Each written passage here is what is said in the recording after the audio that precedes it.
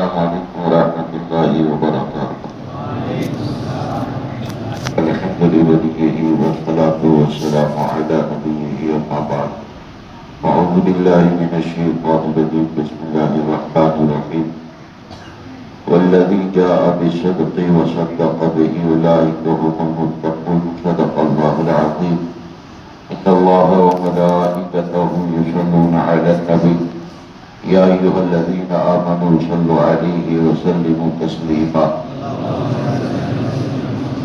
اللهم صل وسلم وبارك على سيدنا ومولانا محمد النبي الأمي الحبيب العالي القدر العظيم الجاه وعلى آله وصحبه وبارك وسلم صلاة وسلاما عليك يا سيدي يا رسول الله صلى الله تبارك وتعالى عليه وسلم۔ معزز سامعین کرام والمتقین گرامی، آج کے جو حالات ہے یقیناً ایسے حالات ہے کہ فتنوں کی بارش ہو رہی ہے، لیکن جو فتنوں سے بچنا چاہتا ہے بغیر کسی مبالغہ کے، اس کے لیے اطمینان قلب کا اگر کوئی سامان ہے تو وہ امام احمد رضا کی ذات ہے۔ یقیناً تمام فتنوں سے حفاظت کا ذریعہ امام احمد رضا کی ذات، آپ کا قدم اس طور پر ہے کہ ہم اور آپ یہ کہہ سکتے ہیں کہ صحابہ کرام، اہل بیت عظام، اولیاء کرام، اللہ کے تمام محبوب بندوں سے جوڑنے والا کسی کا قلم ہے تو یہ امام احمد رضا کا قلم ہے۔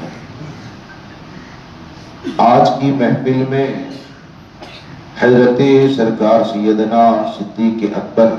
رضی اللہ تبارک و تعالیٰ کی افضلیت کے حوالے سے چند باتیں عرض کروں گا۔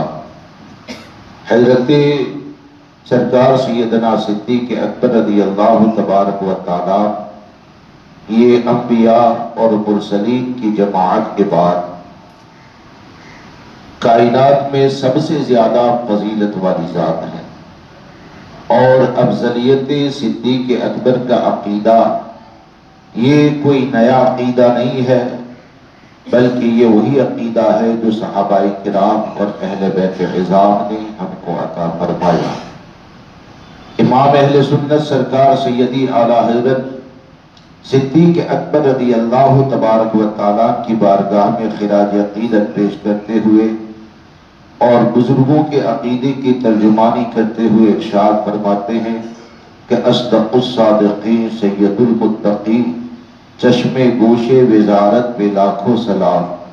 یعنی اس افضل الخلق بعد الرسل ثانی سنین ہجرت پہ لاکھوں سلام۔ سامعین کرام، پوری جماعت صحابہ یہ وہ جماعت ہے کہ جن کو نبی محترم صلی اللہ تبارک و تعالی علیہ وسلم نے نجوم ہدایت فرمایا، یعنی ہر صحابی اپنی جگہ پر ہدایت کا چمکتا ہوا ستارہ ہے۔ صحابی کے نقش قدم کے اوپر چلو گے دین ایمان سلامت رہے گا، لیکن یہ جو ہزاروں نجوم ہدایت کے چمکتے ہوئے ستارے ہیں، ان ستاروں میں سب سے زیادہ ہدایت کا چمکتا ہوا اگر کوئی ستارہ ہے تو اسے صدیق اکبر کہا جاتا ہے۔ حضرت سرکار سیدنا صدیق اکبر رضی اللہ تبارک و تعالیٰ کی افضلیت کو اگر آپ دیکھیں گے تو سب سے پہلے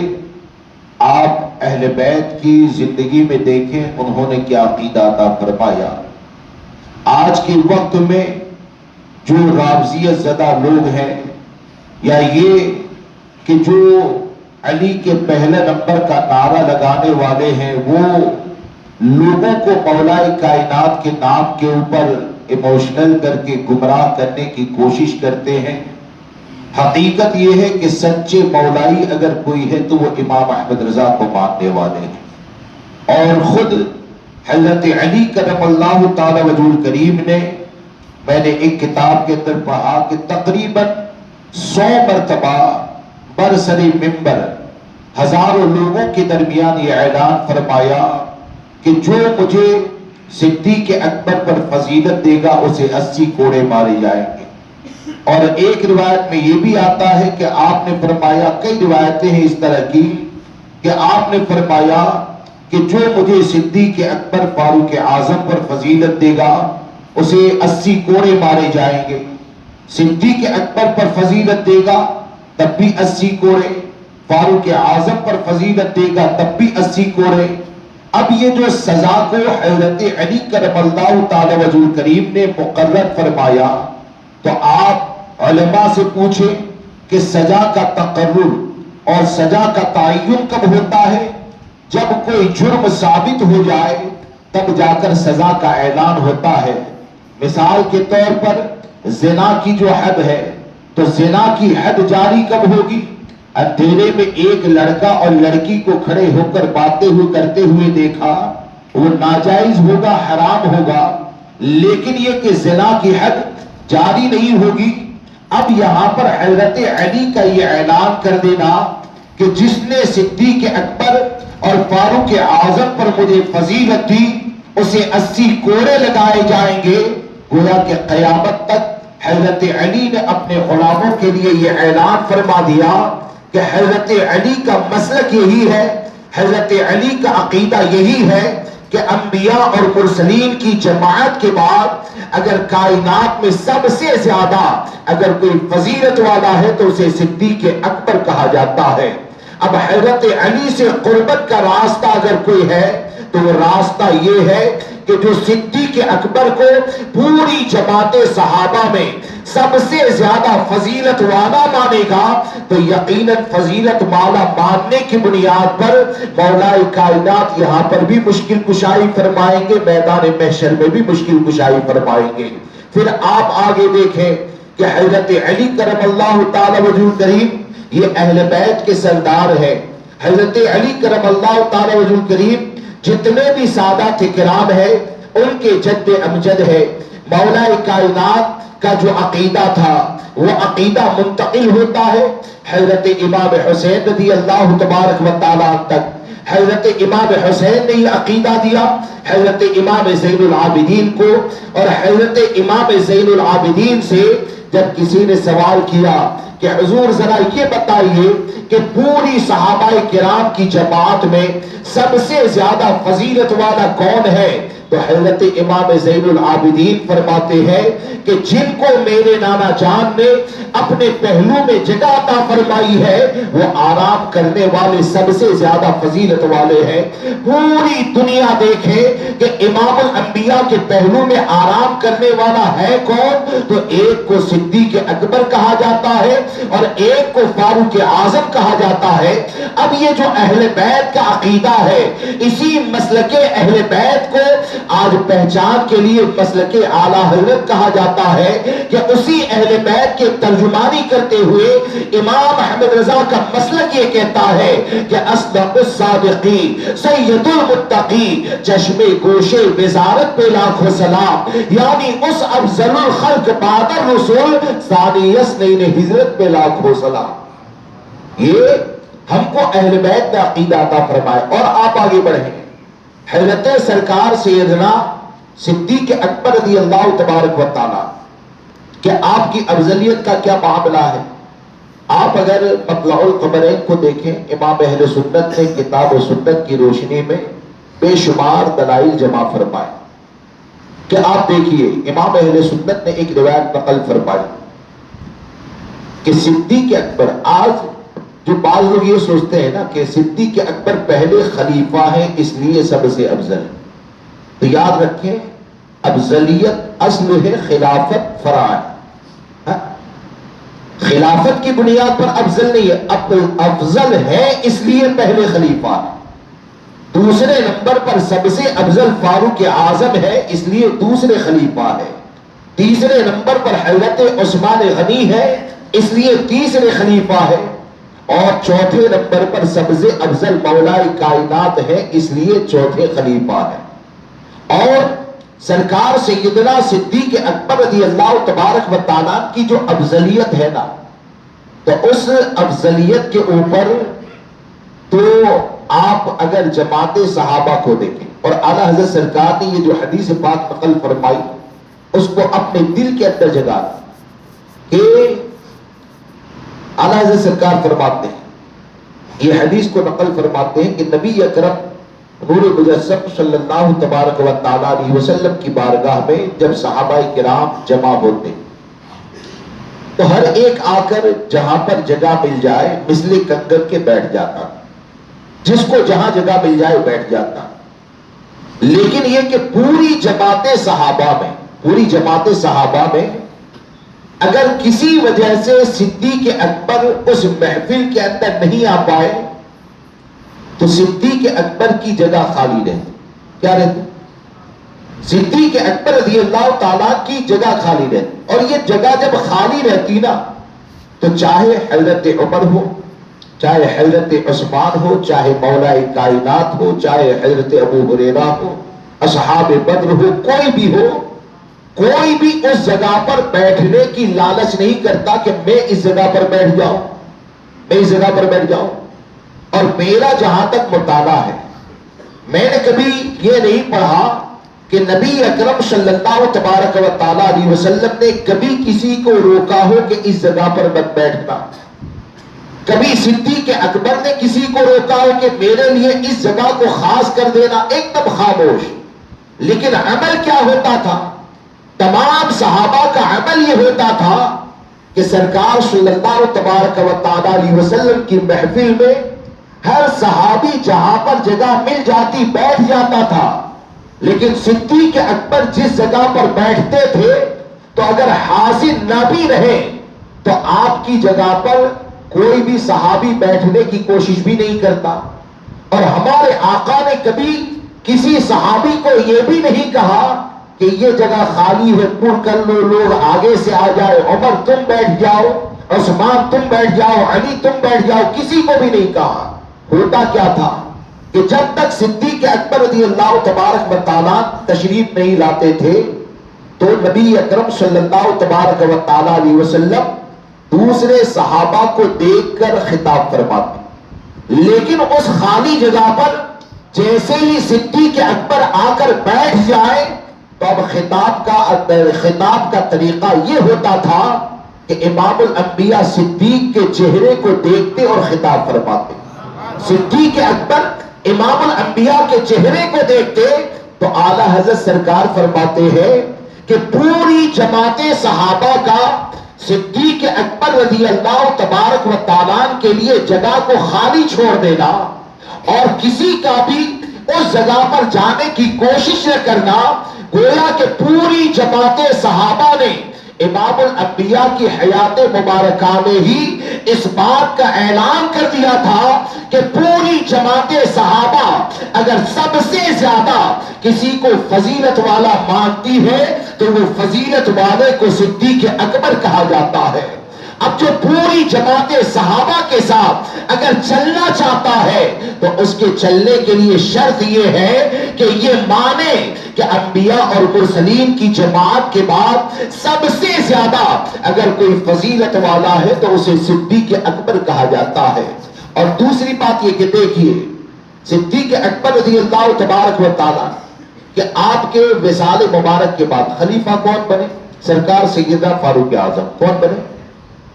سرکار سیدنا فاروق اعظم. آپ جانتے ہیں کہ دلائل جو ہے نا یعنی مسائل جو نکالتے ہیں تو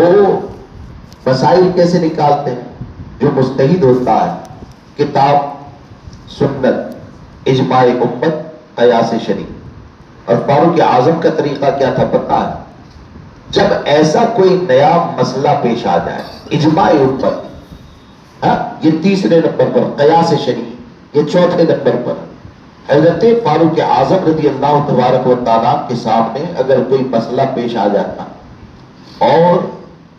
کوئی اس کا بظاہر حل نظر نہیں آتا تھا تو فاروق اعظم کا طریقہ یہ ہوتا تھا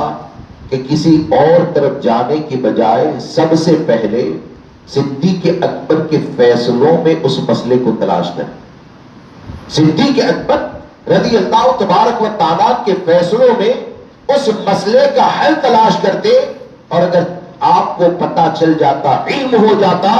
کہ صدیق اکبر کے زمانے میں ایسا ہوا تھا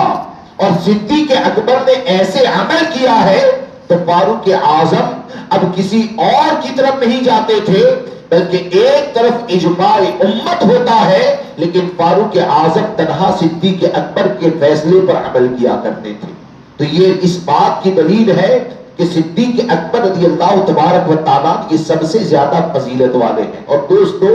صدیق اکبر رضی اللہ تبارک و تعالیٰ کی جو افضلیت ہے، تو آپ کی افضلیت کا معاملہ کیا ہے؟ کہ آپ کی افضلیت کا معاملہ یہ کہ نبی اکرم صلی اللہ تبارک و تعالیٰ علیہ وسلم کی بارگاہ میں آپ کو وہ مقام اور مرتبہ حاصل، اور یہ صرف صدیق اکبر رضی اللہ تعالیٰ کے لیے ثابت کہ آپ نے ایک مرتبہ حضرت حسان بن ثابت رضی اللہ تبارک و تعالیٰ سے آپ نے فرمایا، اے حسان، صدیق کے لیے بھی کچھ کہا ہے؟ حضرت حسان بن ثابت یہ بارگاہ رسالت صلی اللہ تبارک و تعالیٰ علیہ وسلم کے شاعر ہیں، آپ نے ان کے لیے دعا فرمائی ہے۔ تو حضرت حسان بن ثابت سے آپ نے فرمایا، صدیق کے لیے کچھ کہا ہے؟ انہوں نے عرض کی، یا رسول اللہ علیہ الصلوۃ والسلام، ہاں میں نے صدیق کے لیے کہا ہے۔ تو سرکار صلی اللہ تبارک و تعالیٰ علیہ وسلم نے صدیق اکبر کی شان میں جو شعر کہا گیا اس کے سننے کی تمنا ظاہر فرمائی، تمنا ظاہر فرمائی۔ اور جب حضرت حسان بن ثابت نے شعر کو سنایا، جس کا خلاصہ یہ تھا کہ جب غار کے اندر دوسرا، یعنی غار کے اوپر چڑھے تو دوسرا، اس وقت جب دشمنوں نے چاروں طرف سے گھیرا ہوا تھا،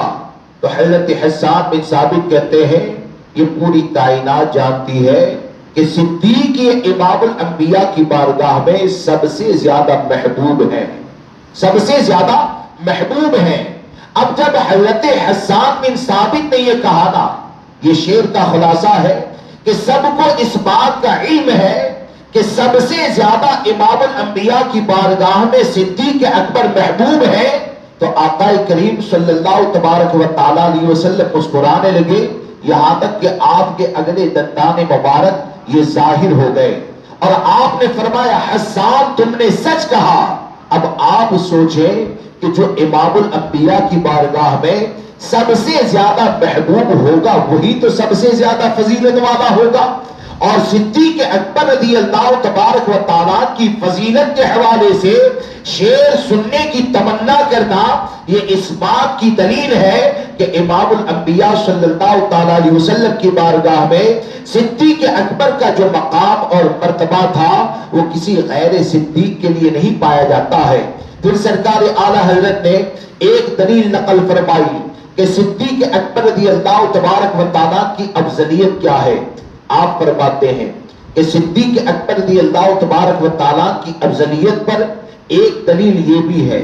کہ آپ اگر جماعت صحابہ، یعنی پوری جماعت صحابہ، یہ نبی اکرم صلی اللہ تبارک و تعالیٰ علیہ وسلم کے جانثار ہیں، ہر ایک امام الانبیاء صلی اللہ تبارک و تعالیٰ علیہ وسلم پر اپنی جان کو قربان کرنے والا ہے، لیکن امام اہل سنت نے ایک نقطہ نقل فرمایا۔ آپ فرماتے ہیں کہ ہر صحابی یہ امام الانبیاء کا جانثار ہے، ان کے اوپر جان کو قربان کرنے والا ہے، لیکن صدیق اکبر کو یہ امتیاز حاصل ہے کہ آرام مصطفیٰ پر اگر جان کو قربان کرنے والا ہے تو اسے صدیق اکبر کہا جاتا ہے۔ ایک ہوتا ہے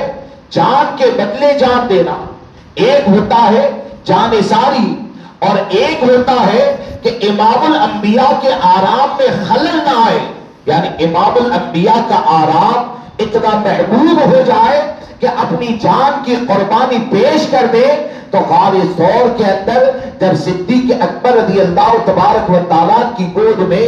امام الانبیاء آرام فرما تھے، سانپ نے آپ کو ڈسا، آپ نے اس زہر کو، تکلیف کو برداشت کیا، لیکن یہ کہ صرف اس بنیاد پر آپ نے اپنے پاؤں کو نہیں ہٹایا کہ کہیں امام الانبیاء کے آرام میں خلل نہ آ جائے، تو اعلیٰ حضرت سرکار فرماتے ہیں کہ آرام مصطفیٰ پر اگر اپنی جان کی باسی لگانے والی کوئی ذات ہے تو اس ذات کو سرکار سیدنا صدیق اکبر کہا جاتا ہے۔ تو یہ بھی اس بات کی دلیل ہے کہ صدیق اکبر رضی اللہ تعالیٰ یہ سب سے زیادہ فضیلت والے ہیں۔ آخر میں چلتے چلتے بات یہ ہے کہ ہمارے لیے، آپ کے لیے لازم یہ ہے کہ ہم عقیدہ اہل سنت و جماعت پر مضبوطی سے قائم رہیں، اور یہ جو افضلیت صدیق اکبر رضی اللہ تبارک و تعالیٰ کا عقیدہ ہے، تو آج کے وقت میں لوگوں کو یہ مجاز دیا جاتا ہے کہ اگر صدیق اکبر رضی اللہ تبارک و تعالیٰ کی افضلیت کا اگر انکار کر دیا گیا تو انکار کرنے سے کوئی کافر تو نہیں ہو جاتا ہے، گمراہ ہوگا، بددین ہوگا، لیکن اس بات کو یاد رکھ کر چلیں کہ یہ وہ راستہ ہے کہ جس راستے پر جا کر آگے چل کے آدمی رابضی ہو جاتا ہے، یہ وہ راستہ ہے جس راستے پر جا کر آدمی گستاخ صحابہ ہو جاتا ہے، گستاخ امیر معاویہ ہو جاتا ہے، اور پھر اس راستے پر جا کر حال یہ ہوتا ہے کہ ایسے رابضیت کا شکار ہو جاتا ہے کہ اس کا ایمان داؤ پر لگ جاتا ہے۔ اس لیے ہمارے اوپر لازم یہ ہے کہ ہم اہل سنت و جماعت کے عقیدے کے اوپر قائم رہیں، اور عوام کی ذمہ داری یہ بنتی ہے کہ آج کے وقت میں یہ جو سوشل میڈیا کے اوپر کوئی بھی کلپ آتی ہے تو ہوتا کیا ہے، کوئی خانقاہ کا سجادہ آ جاتا ہے، یعنی اس کے باپ دادا یہ تو گروہ اولیاء سے تعلق رکھتے ہیں، لیکن بیٹا یا پوتا اگر ایسا ہو گیا تو وہ افضلیت صدیق اکبر کا انکار کرتا ہے، اور وہ آ جاتا ہے، اور لوگ اس بنیاد پر سن لیتے ہیں کہ یہ بڑے باپ کی اولاد ہے، اس کا تعلق بڑے باپ سے ہے۔ تو ہم کو یہ یاد رکھنا چاہیے کہ جتنے بھی بڑے ہیں وہ بڑے بڑے ہیں، وہ افضلیت صدیق اکبر کا عقیدہ رکھ کر بڑے بڑے ہیں، وہ بڑے بڑے ہیں جن کے دلوں کے اندر عظمت صحابہ اور عظمت اہل بیت بخش ہو چکی تھی، اس لیے اللہ تبارک و تعالیٰ نے ان کو یہ مقام اور مرتبہ عطا فرمایا ہے۔ ورنہ آج جو آزادی فکر پائی جاتی ہے اور لوگ یہ سوچتے ہیں کہ اگر ہم نے سن لیا تو سن کر کیا ہوگا، تو اس بات کو یاد رکھ کر چلے کہ یہ سوشل میڈیا پر ہر کسی کو سن لینا، ہر کسی کو سن لینا، تو آپ ذرا سوچیں کہ کیا ہمارے بزرگوں نے کبھی ہم کو یہ تعلیم دی ہے کہ ہر کسی کو سن لیا جائے؟ ارے حقیقت یہ ہے کہ ہر کسی کو سن لینا یہ گمراہیت کا دروازہ کھولنا ہے، ہر کسی کے پیچھے چلنا یہ گمراہیت کا دروازہ کھولنا ہے۔ جب ہمارے بڑے بڑے یعنی حضرت محمد بن سیرین رحمت اللہ تعالی علیہ اور نہ جانے کتنے اکابر اولیاء کرام، ان کا معاملہ یہ تھا کہ وہ بد مذہب کو سننے سے ڈرا کرتے تھے۔ تو آج اگر آپ یوٹیوب پر اپنی انگلی کو گھماتے ہیں، کوئی آ گیا حضرت امیر معاویہ کی شان میں گستاخی کو لے کر، کوئی آ گیا حضرت صدیق اکبر کی افضلیت کے انکار کو لے کر، کوئی آ گیا رابضیت کو پھیلانے کو لے کر، آپ ذرا سوچئے اگر وہ گمراہیت تمہارے کان کے ذریعے تمہارے دل کے اندر اگر داخل ہو گئی تو یہ گمراہیت کا ذمہ دار کون ہوگا؟ یہ گمراہیت اس وجہ سے پھیلتی ہے کہ ہمارے بزرگ جب گمراہوں کو سننے سے ڈرتے تھے تو غلاموں کا طریقہ یہی ہونا چاہیے کہ گمراہوں کی آواز کو نہ سنیں، بلکہ محتاج جو علماء اہل سنت ہے ان کی آواز کو سنیں، اور عقیدہ اہل سنت و جماعت میں اتنے مضبوطی سے قائم رہے کہ ہمارا امتیاز باقی رہے، ہمارا تشخص باقی رہے۔ آج کے وقت میں آپ دیکھیے کہ لوگوں کا مزاج یہ کیا بنتا جا رہا ہے، یعنی ہم اہل سنت و جماعت ہیں اور ہمارا معاملہ کیا ہے، ہم خلفائے راشدین سے محبت کرتے ہیں، ہم پوری جماعت صحابہ سے محبت کرتے ہیں، ہم اہل بیت سے محبت کرتے ہیں، اور امام احمد رضا نے ہم کو یہی تعلیم عطا فرمائی کہ جنا بنے گی محبان چار یار کی قبر، جو اپنے سینے میں یہ چار باغ لے کے چلے۔ آج کے وقت میں لوگوں کا مزاج یہ بنتا جا رہا ہے کہ کوئی یہ سوچتا ہے کہ حضرت یہاں پر حضرت علی کا ذکر کر دینا، اگر وجہ پوچھی جائے تو کئی لوگ ایسے لوگوں کو راضی کرنے کے لیے کہ جن کے دل کے اندر بغض حضرت امیر معاویہ پایا جاتا ہے، تو وہ یہ سوچ کر حضرت علی کا ذکر کرواتے ہیں تاکہ وہ راضی ہو جائے۔ یاد رکھ کر چلیں، حضرت علی سے ہماری محبت یہ کوئی سیاست نہیں ہے، اور حضرت علی کا ذکر یہ بغض صحابہ رکھنے والے کو راضی کرنے کے لیے نہیں کیا جاتا ہے۔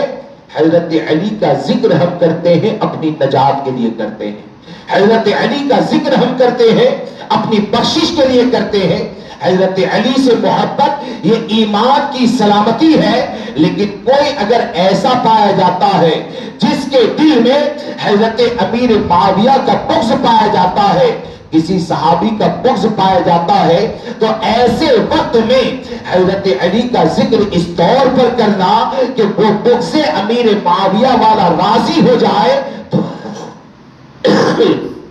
تو حضرت علی کے ذکر کا مقصد تو یہ نہیں ہوتا ہے۔ حضرت علی کے ذکر کا مقصد یہ ہوتا ہے کہ اللہ و رسول ہم سے راضی ہو جائے۔ لہذا دوستو، ہم اہل سنت و جماعت ہے، اور اہل سنت و جماعت کا طریقہ یہ ہے کہ صحابہ کرام سے بھی محبت کرتے ہیں، اہل بیت سے بھی محبت کرتے ہیں، اور یہی مسلک امام احمد رضا ہے کہ اہل سنت کا ہے بیڑا پار، اصحاب حضور نجم ہے اور ناؤ ہے عطرت رسول اللہ کی۔ آپ دیکھیے کہ آج حضرت امیر معاویہ اور حضرت علی کے اختلاف کو لے کر لوگوں کو گمراہ کرنے کی کوشش کی جاتی ہے۔ لوگوں کو یہ کہا جاتا ہے کہ دیکھو حضرت علی اور حضرت امیر معاویہ کے درمیان اختلاف ہوا، یقیناً حضرت علی اور حضرت امیر معاویہ کے درمیان اختلاف ہوا، اور ہم یہ کہتے ہیں کہ ہر صحابی سے محبت کرنا یہ ہمارے اوپر لازم ہے، اور تاریخ کی کتابوں کا حوالہ دیکھ کر یا تاریخ کی کتابوں کا پیج اگر سوشل میڈیا کے اوپر ڈال کر اگر کوئی معاذ اللہ حضرت امیر معاویہ کو ظالم کہتا ہے، معاذ اللہ کوئی حضرت امیر معاویہ کو باغی کہتا ہے یا فاسق کو فاجر کہتا ہے، تو ہم صرف اتنا کہنا چاہتے ہیں کہ تمہارے دل کے اندر جو اہل بیت کی محبت پائی جاتی ہے اس محبت کو جگاؤ، اور ذرا یہ سوچو کہ تم نے تاریخ کی کتابوں کا حوالہ دے کر اگر حضرت امیر معاویہ کو ظالم کہہ دیا تو حضرت امام حسن مجتبی وہ ہے جنہوں نے تاریخ کی کتاب کے اندر جنگ کو نہیں پڑھا ہے، بلکہ حضرت امام حسن مجتبی وہ ہے کہ جنہوں نے حضرت علی اور حضرت امیر معاویہ کی لڑائی کو دیکھا ہے، ان کے اختلاف کو دیکھا ہے، قربان ہونے والوں کو دیکھا ہے، اور حضرت امام حسن نے وہ جو تلواریں چلتی تھی اس کو دیکھا، اور دیکھنے کے بعد بھی حضرت امیر معاویہ سے صلح کر کے پورا معاملہ جب ان کے حوالے کر دیا، تو یقیناً جب حضرت امام حسن نے ان سے صلح کر لی تو قیامت تک اہل بیت سے محبت کرنے والوں کے لیے حضرت امام حسین کا پیغام یہ ہے کہ جب جنگ دیکھنے والے نے حضرت امیر معاویہ سے صلح کر لی تو تمام مسلمانوں کی ذمہ داری یہ ہے کہ اہل بیت سے بھی محبت کریں اور حضرت امیر معاویہ سے بھی محبت کریں، اہل بیت سے بھی محبت کریں، پوری جماعت صحابہ سے محبت کریں، اور حضرت امام حسن کا یہ صلح کرنا یہ اس بات کی طرف اشارہ ہے کہ آقا کریم صلی اللہ تبارک و تعالی علیہ وسلم نے یہ جو بشارت دی تھی حضرت امام حسن کے حوالے سے، حدیث پاک کا خلاصہ کہ میرا یہ بیٹا سید ہی سردار ہے، اب قریب اللہ تبارک و تعالی مسلمانوں کے دو گروہوں کے درمیان اس کے ذریعے اتحاد کو پیدا فرمائے گا، یعنی حضرت علی اور حضرت امیر معاویہ کا جو اختلاف ہونے والا تھا وہ نگاہ نبوت دیکھ رہی تھی، اور نگاہ نبوت نے جب دیکھا تو نگاہ نبوت نے یہ بھی دیکھا کہ امام الانبیاء کے نواسے حضرت امام حسن مصطفیٰ یہ اتحاد کا ذریعہ بنیں گے، اور جب دونوں گروہ کو امام الانبیاء نے مسلمان کا گروہ کہا تو یقیناً حضرت امیر معاویہ کو بھی ہم مانتے ہیں، مولا کائنات کو بھی ہم مانتے ہیں، لہٰذا ان چیزوں کے اندر گرفتار نہ ہو، اہل بیت سے محبت کریں، صحابہ کرام سے محبت کریں، اور یقین جانے ان لوگوں میں سے اگر کسی کا بغض پیدا ہو گیا تو بغض پیدا ہو جانا یہ ہلاکت کا ذریعہ ہے. اور آپ کا ذمہ سوشل میڈیا کے اوپر بحث و مباحثہ کرنا نہیں ہے. آپ کی ذمہ داری کسی رافضی یا افضلیت صدیق اکبر کے منکر کو سننا نہیں ہے، بلکہ آپ کی ذمہ داری یہ ہے کہ علماء اہل سنت جو محتاط انداز میں آپ کے ایمان اور عقیدے کی حفاظت کرتے ہیں آپ ان کو سنیں، ان کے پیچھے چلیں. اور حقیقت یہ ہے کہ کوئی پیر صاحب آئے، کوئی خطیب صاحب آئے، عالم آئے، فقیر آئے، بلکہ کوئی مجدد کا دعویٰ کرنے والا بھی آئے، تو ہر پیر کو، عالم کو، فقیر کو اگر جانچا جائے گا تو امام احمد رضا کے قلم کی روشنی میں جانچا جائے گا. امام احمد رضا جسے فقیر کہہ دیں اسے فقیر مانے، عالم کہے عالم مانے، پیر کہے پیر مانے. اگر اسی طور پر اپنی زندگی کو گزارو گے تو انشاءاللہ عز و جل امام احمد رضا کا راستہ اتنا واضح راستہ ہے کہ دنیا سے جائیں گے تو یہی کہیں گے کہ لہد میں عشق رخ شہ کا داغ لے کے چلے، اندھیری رات سنی تھی چراغ لے کے چلے، تیرے غلاموں کا نقش قدم ہے راہ خدا، وہ کیا بہک سکے جو یہ سراغ لے کے چلے. السلام علیکم.